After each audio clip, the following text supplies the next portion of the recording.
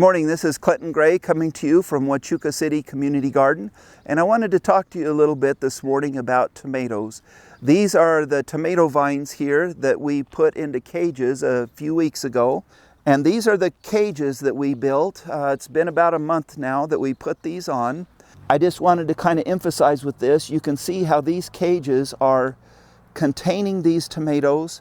The new growth where it's setting these tomatoes, I mean, you can just see these clusters. They're just beautiful, really a good set of tomatoes. And the cages are working in that all of these tomatoes are not going to be down on the ground where they're getting ruined in many cases, and we don't get the harvest that we're looking for. And so all along here, these tomatoes are just really happy right now and doing a great job. This has been a week since we poked these back inside the cages, and you can see that this needs to be poked back in. And it didn't get poked in a week or two ago, so it's kind of long. If you try to get this clear back down under at the base and back in, you're most likely going to break this branch off.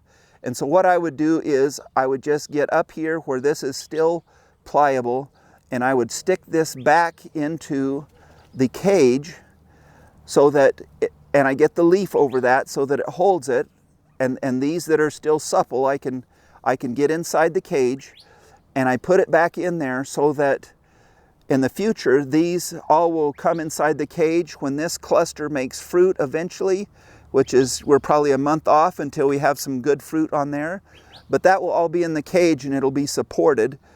And so it's just part of the maintenance that we need to do is once a week, poke those back in when you're out tending your tomatoes so that they are supported as the fruit develops and you don't have issues with your fruit getting ruined down on the ground. Okay, here's an example of what happens when your tomatoes are down on the ground and not up off of the ground. And this one here, you can see I've got 2 tomatoes here, and there's several in this cluster that are starting to ripen. But this one that's touching the ground, if I can lift that up just a little bit, see how it's just, I mean, it's melting right down there on the ground. And that one is compost.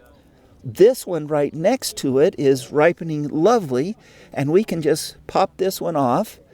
And this is almost red ripe, but in 1 or 2 days, this will be perfect on your counter and ready to go. And so just a real good example of the difference between getting them up in cages off the ground. You'll have much better harvest than letting these sit down on the ground. You'll lose half or more of them.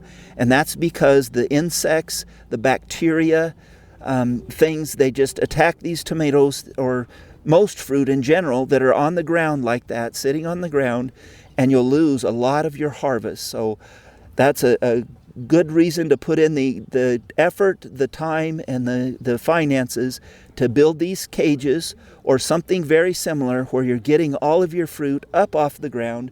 Your harvest will be much, much better.